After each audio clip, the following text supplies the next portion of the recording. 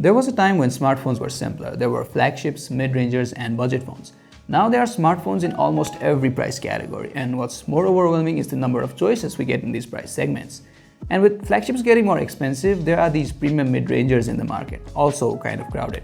So to make things easier, we compare three premium mid-rangers: the Samsung Galaxy A70, the Vivo V15 Pro, and the Oppo F11 Pro. So which one is the best of them all? Let's find out. So where do we begin? Well, let's just start with how they look. All of these devices appear to have glass backs, and for the price it is kind of expected as well, but actually none of them do.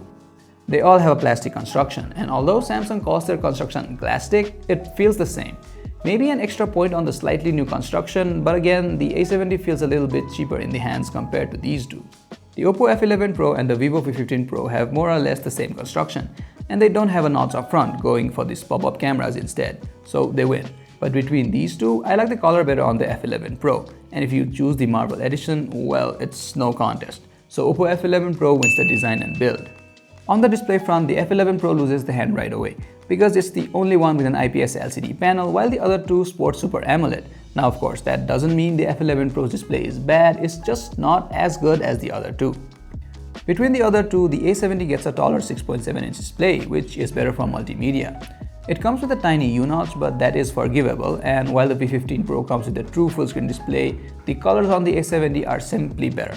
Plus, Samsung is always on top when it comes to displays, so it wins this round. As for the performance, all these three phones come with 6GB RAM and 128GB of storage.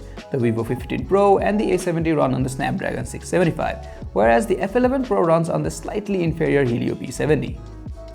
And between these, the Snapdragon 675 stands as the clear winner. If you need proof, the benchmark scores are here for you to see. And in these three too, the Vivo V15 Pro leads by a very little amount.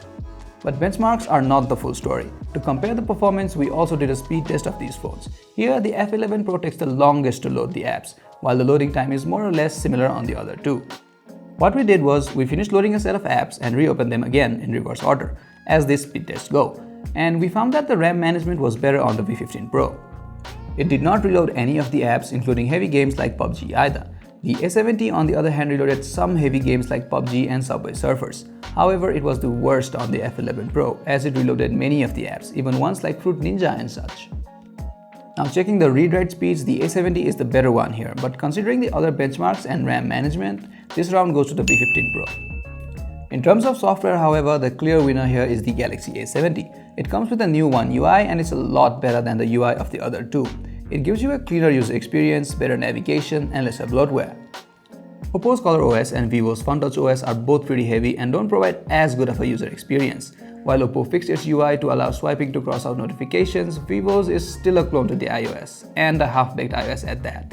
So you can see why One UI, even with its slightly cartoonish UI, is the best among these. Now to the security.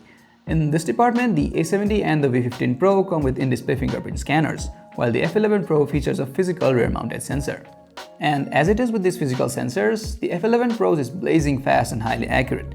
It unlocks your phone instantly, but the V15 Pro isn't bad either. Its in-display fingerprint sensor can unlock the phone in 0.37 seconds.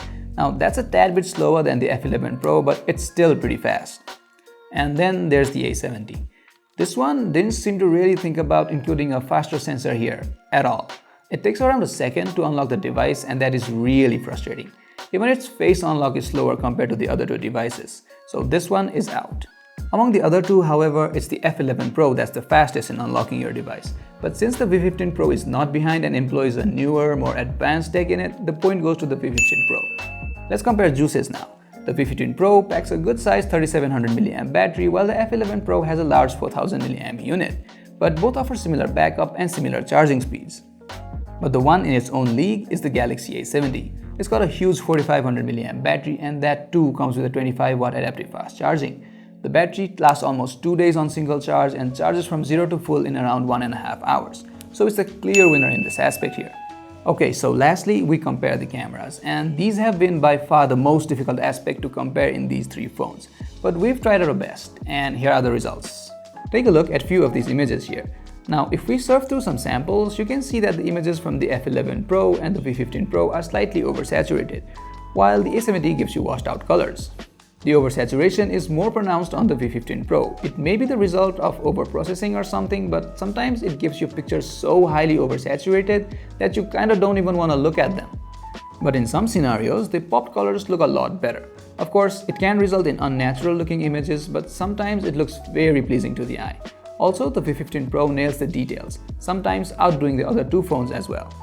If we compare the F11 Pro side by side, the details are on par with the V15 Pro, but the images are mostly flawed by this greenish tint to them. Maybe that's why photos with green sceneries appear to be livelier on this one. The Galaxy A70, as I already said, produces washed out colors, sometimes to the point that it even loses the colors. If you look at this tree here, the purple flowers don't even appear purple. But it's also capable of maintaining a more uniform color distribution though. As for portraits, the A70 has better blurs on the bokeh effect, but again suffers from faded colors. The Vivo V15 Pro overprocesses them and brings saturated colors, but the F11 Pro overall has better colors, details, and edge detection in this scenario. In the low light mode, however, it's the V15 Pro that takes the cake. In terms of selfies, the F11 Pro and the V15 Pro outshine the A70. The skin textures and colors look almost lost in the A70 while the other two preserve them quite well. Here too, the V15 Pro tends to oversaturate images, which I admit can look pleasing to the eyes sometimes. But it makes up for that in terms of details, in which it outperforms the other two. So yeah, there's no exact conclusion in the camera department. As I said, it's been really tricky to test out the cameras, and the results don't point to a clear winner. It's a mixed bag of emotions here. All of them try to do what they do best. The V15 Pro tries to give you vibrant colors. The A70 goes for a uniform color distribution, while the F11 Pro can give you better photos of human subjects. So there's that. And not only in the camera department, there doesn't seem to be a clear winner in all the other aspects too. F11 Pro has the better look and feel, which matters to a lot of people. The A70 has the best display and battery. The V15 Pro gives you the best performance and better security. Each of them have their own sets of pros and cons, so it's not easy to choose a clear winner here. You can, however, look at all the aspects, decide which one matters to you the most, and pick your phone.